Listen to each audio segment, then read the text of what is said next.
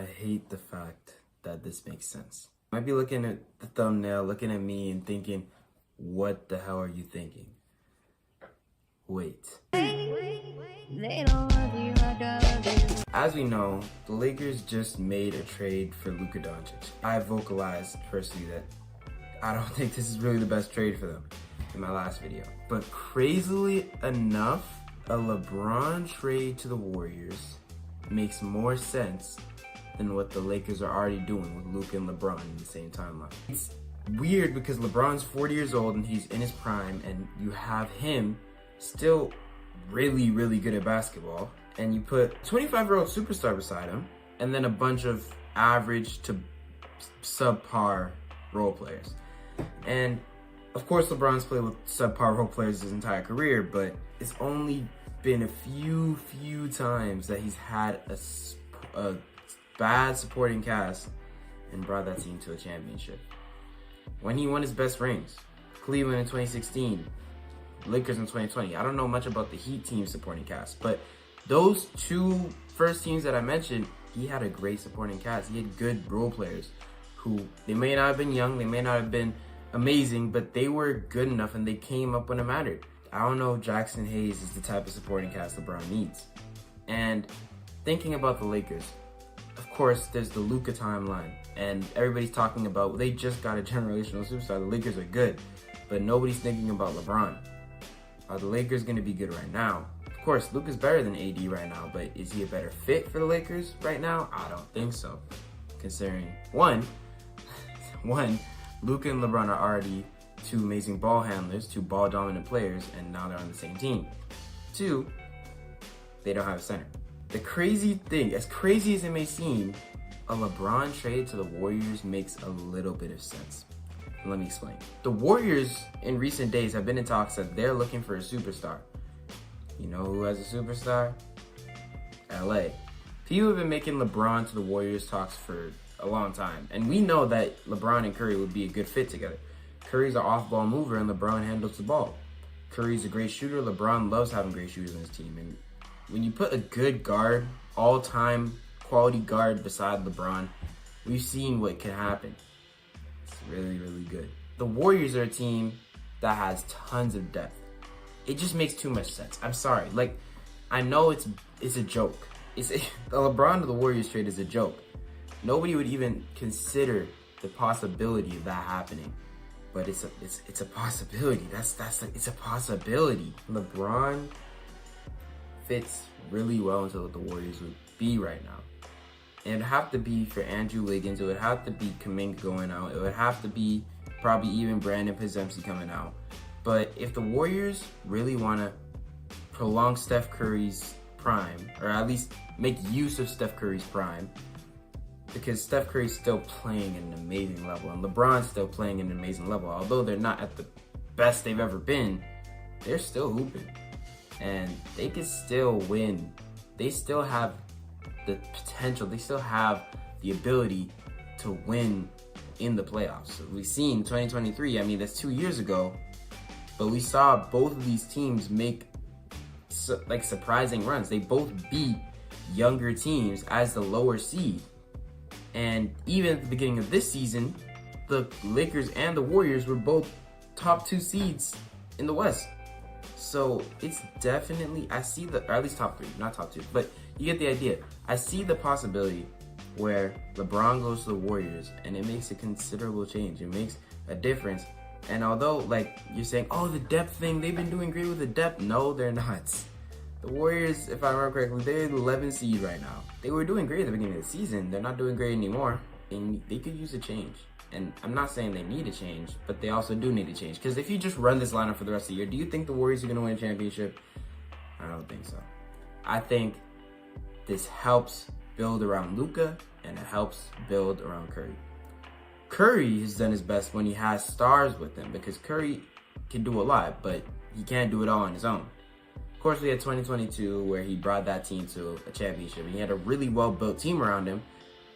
But then there's also the ring years, the almost three-peat with Kevin Durant, Klay Thompson, and Draymond Green, all being all-stars.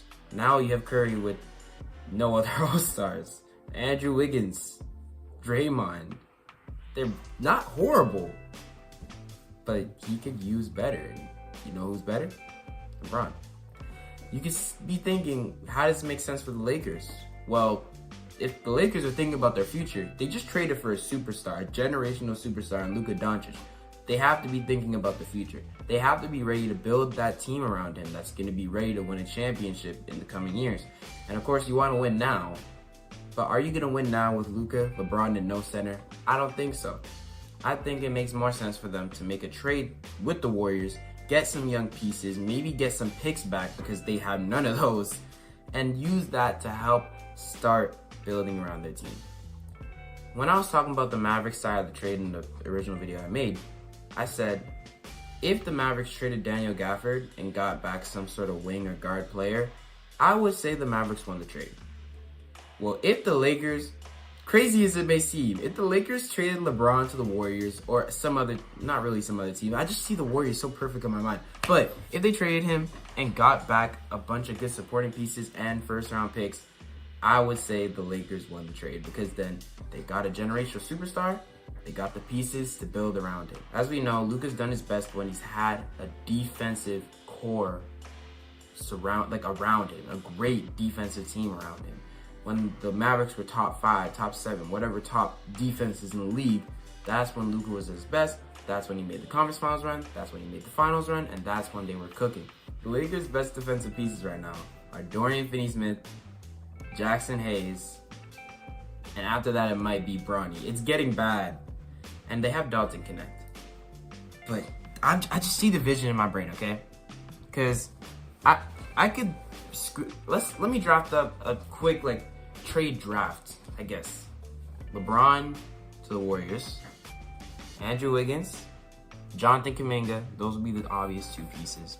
Of course, they wouldn't want to give up AirPods, but this is LeBron James we're talking about, so you're probably going to give up AirPods, and you're probably going to have to give up Trayce Jackson-Davis. That's your whole young core, I know, but that's just a rough draft. Of course, there's a lot of different things you can do. Maybe they get Jackson Hayes as well, but that's just ruining the Lakers. Neither of these teams really have centers, so this is kind of rough. But you know, it just makes sense in my brain. It doesn't fix the center problem for either of these teams because both of these teams don't have great center cores. Trayce Jackson-Davis and Kevon Looney are the centers for the Warriors, and then Jackson Hayes and Christian Koloko are the centers for the Lakers. Neither of these teams are really great at that center position, which is one reason I hate that AD trade. But with LeBron and Luka, people are saying with LeBron and Luka, you don't really have to worry. That's just two amazing players.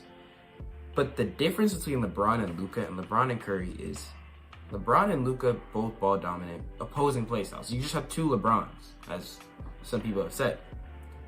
LeBron and Curry, it's just a beautiful fit. It's just a beautiful fit. It's just a beautiful fit because Curry works at his best, as we know, when he's had other offensive weapons around him, when he can move around off the ball out of sight because you have to guard Kevin Durant and Klay Thompson. Of course, this isn't perfect. Of course, this doesn't, like I said, doesn't fix every problem for either team. I think it's pretty good. I think it's pretty good. Maybe if you want to facilitate a 3-team trade where you get an average center in return, because if you have an average center like Kevon Looney, I think you'll be fine. When you had those other teams, you had Zaza Pachulia, Andrew Bogut, Festus Ezeli. They weren't great centers. So you don't need a great center. You just need an average center who can play good defense. And you have Draymond Green. So you don't really have to worry about defense even that much. Just an average center. So that's why I think LeBron to the Warriors is actually crazy enough, just crazy enough that it might work. But hey, tell me what you think, man. Tell me what you think in the comment section. I just realized this light wasn't on me this entire video. Tell me what you think in the comment section. I want to hear from you guys. I know this might be crazy, but hear me out.